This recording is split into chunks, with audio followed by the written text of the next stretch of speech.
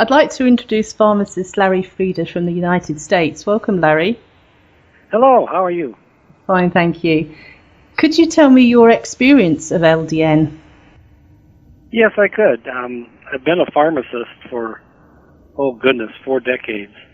And a little over 10 years ago, Dr. Bernard Bahari called me and told me about how he was using low-dose naltrexone, and he was looking for another pharmacist to help make some, particularly in the middle part of the United States.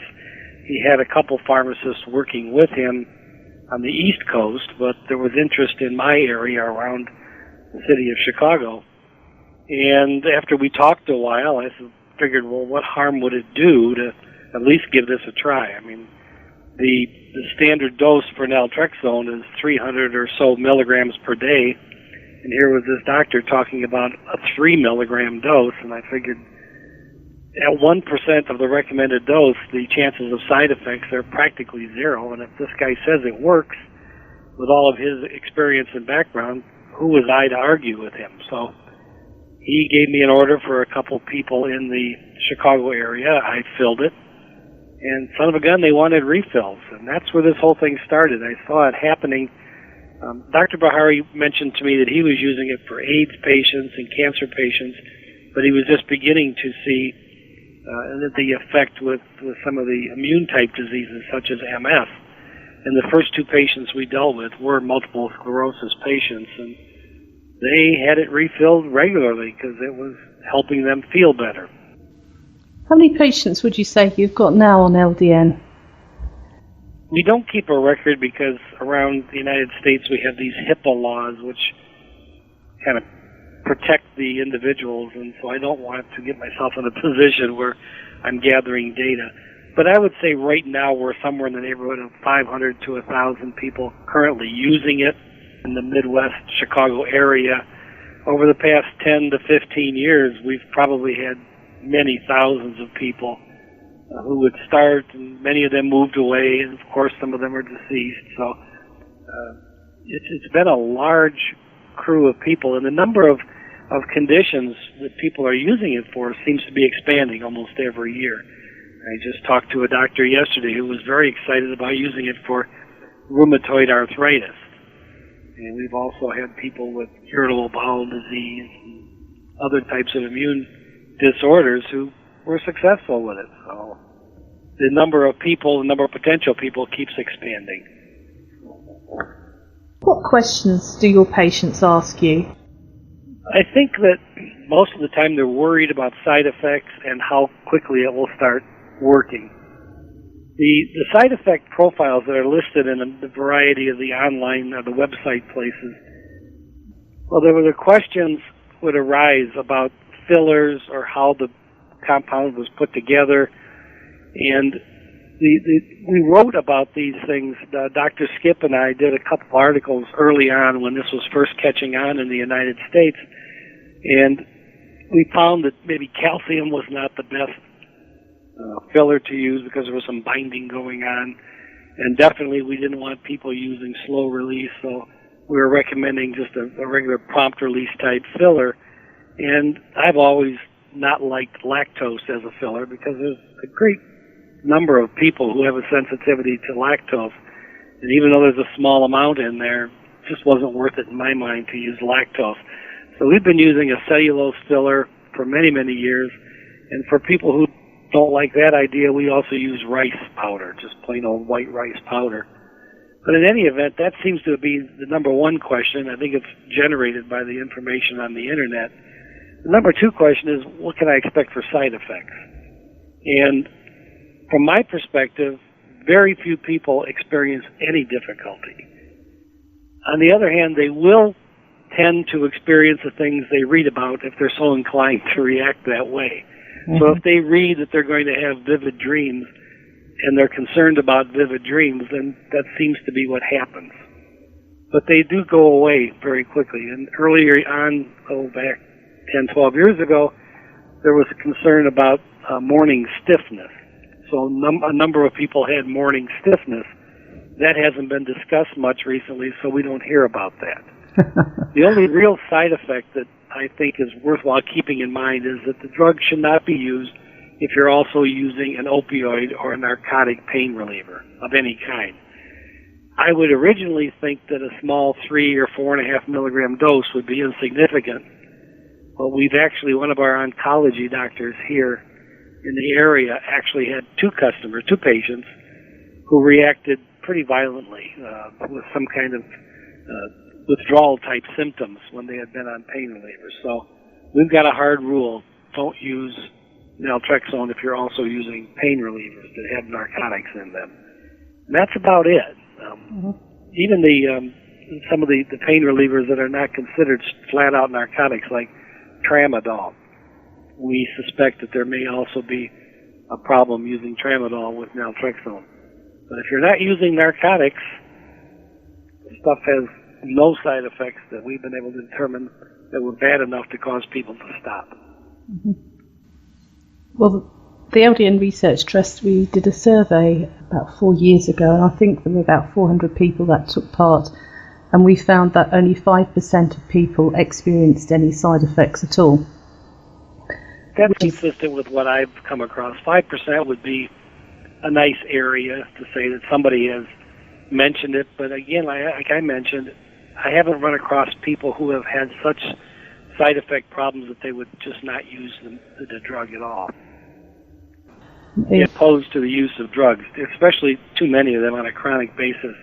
This is one of the exceptions. I think that people in severe pain ought to be given as much pain reliever as they can tolerate to keep them comfortable, and I'm very much in favor of this low doses of naltrexone, even though it seems contrary to my basic position on drugs and medications. This is something that we're not quite sure how it works.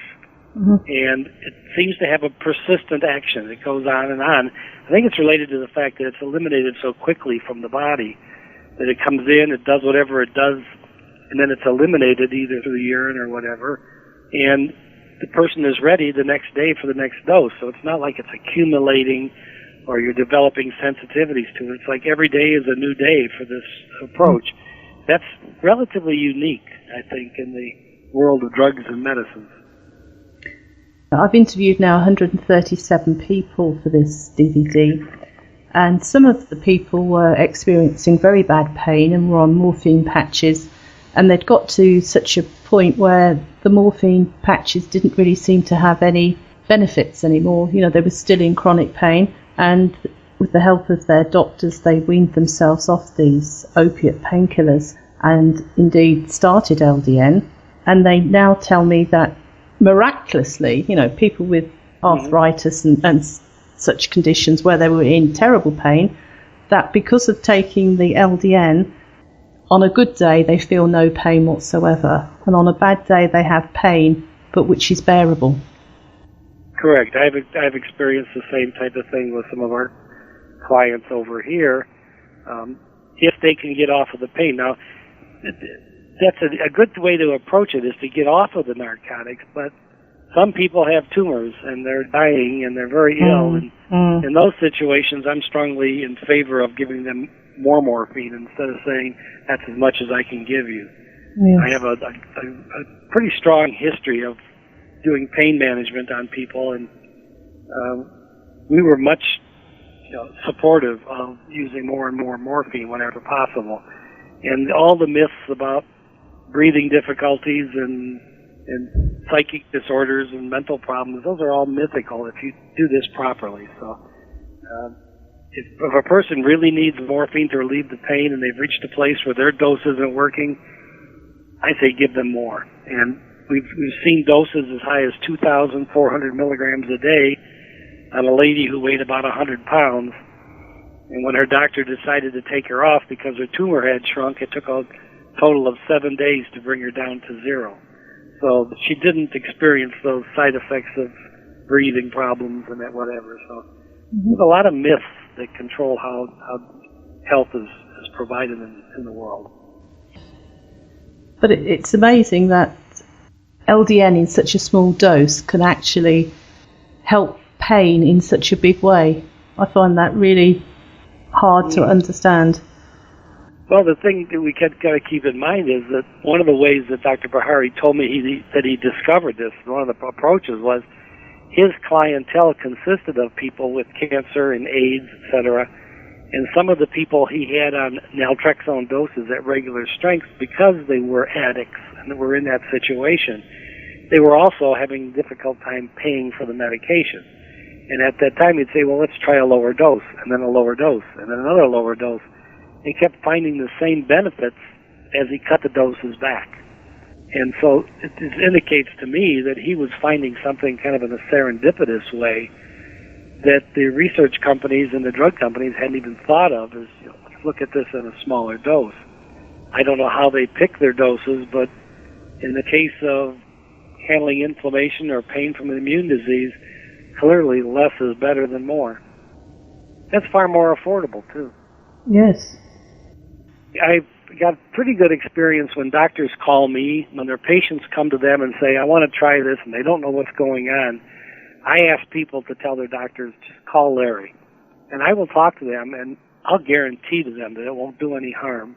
And I will tell them our experience with it. And that seems to help get them over that last hump. The one thing that that they're afraid of frequently is they go to their desk reference or whatever references they use, and there's nothing officially published on this. And then they're told, well, go to the Internet. Well, you know how many things on the Internet are questionable. Mm-hmm. And so what I say to people is just have them call me. I'll talk to them. I'll explain my experience with it. I'll tell them how safe that I find it to be. And I think they're open to talking to another health professional who's in their 60s, somebody who's lived through 30, 40 years of health care and medicines. I mean, I refer to myself as the undruggist. In fact, I actually wrote a book of that title called The Undruggist. I came to the conclusion or the realization that too many of us take too many drugs. And when I was in school, people took, if they took 3 drugs, we had a statistical table that showed that their risk of serious side effects was about 80% higher than if they weren't taking any. And if they increased the drugs to 5 different drugs, their risk of serious side effect went up to close to 100%.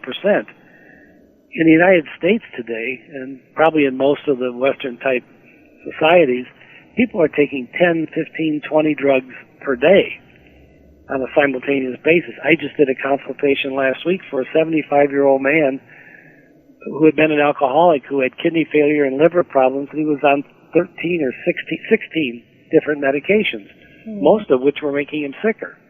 Mm-hmm. So this is where I came to this. I wrote this little book thing about the undruggist. So I'm not a strong proponent of excess drug use. In fact, in my pharmacy, we don't sell commercial drugs. We only do the compounded versions. Mm-hmm. And LDN seems to be like the only real chemical drug that we have available on a regular basis. Mm-hmm. But it's a different perspective, and I can come at this from the position of a pharmacist. I've also got a business degree, and I've also completed a master's degree in philosophy, and I specialized in medical ethics. So when I talk to people, I can come with education, background, and experience and say, this stuff is safe. So I think that if you have pharmacists who are willing to take that role, so that when the doctor has that question, well, I don't want to trust just the Internet. Is there somebody I can talk to? The pharmacist should step forward and say, look, I've got hundreds of people using this stuff, and there are no problems or complaints. Mm-hmm. And the doctors will say, okay, I'll buy into that idea. Let's give it a try for a month or 2. And sure enough, within a few days, the patient is feeling better. They report back that they're feeling better. And the doctor then says, well, maybe somebody else could benefit from this. And that's how I think is a good way to grow the whole thing. If anybody listening is in the Chicago area and would like to try LDN but haven't got the name of a doctor who could prescribe it for them, would you be able to help them? I could help direct them. I think it's best if they would stay with their own doctors. It does not have to be a neurologist.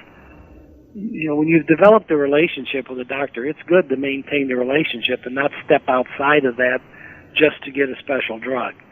So I would encourage them to have their doctors call me, and I will talk to them. Mm-hmm. And I'm fairly good at being persuasive. I've got a very high success rate.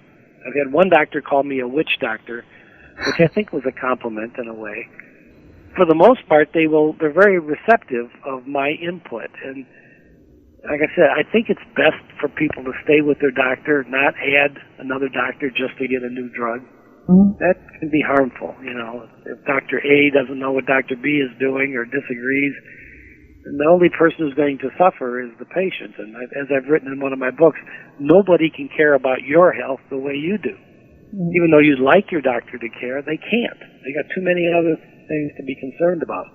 So although they're careful to do things correctly and they do the best they can, when it comes to my health, I'm in charge. When it comes to your health, you're in charge.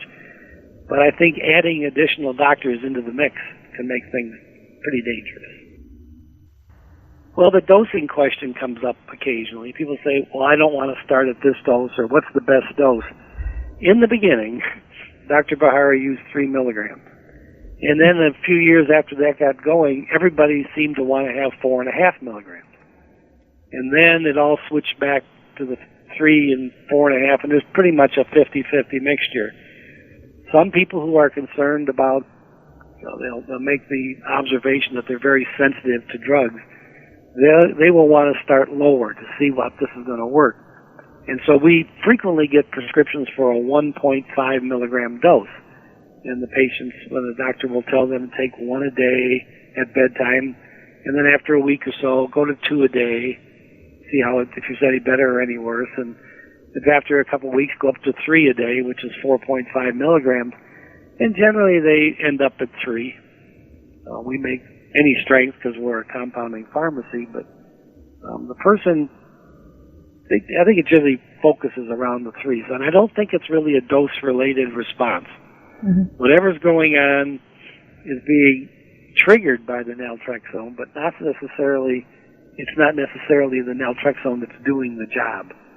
It's somehow getting in there with the endorphins and the immune system and the inflammation and all those things working together. And I kind of always mention the fact that I think that the naltrexone triggers that response in the body, and then the person's own body takes over and helps relieve the symptoms that they're experiencing. You know, arthritis, irritable bowel disease, even things like psoriasis, I think would be a wonderful approach. I've had people use it and they were very pleased. The redness in the scales went away. So if you can identify your condition as possibly an immune-type condition, naltrexone might be the thing to give a try to. We even had somebody with dermatomyositis, which is a very strange immune disease.